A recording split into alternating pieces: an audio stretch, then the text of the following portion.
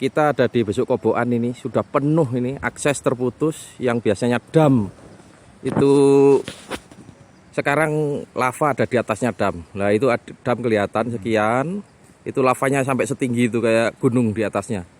Ini saya bersama dengan Pak Ki dari BPBD meninjau langsung di lokasi. Banyak eskavator yang tertimbun. Itu di sana masih ada satu kelihatan. Ini untung di pinggir ini enggak, yang di tengah-tengah sana eskavator sudah habis, bahkan yang di atas sana jalan akses itu sudah kena lava juga.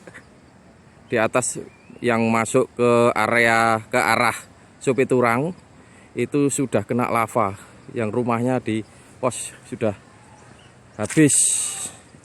Nih, saya di sini di lokasi bersama Pak Ki dari BPBD.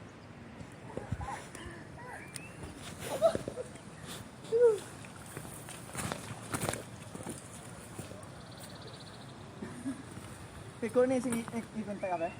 Piro begone kabeh? Kabehne 7. 7 ya. Iku ketemu. Ketemu situk, dadi kari 6 sing mlebu ya.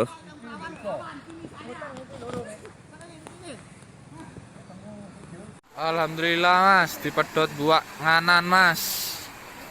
Diparingi slamet. Besuk amber wisan. Bersih.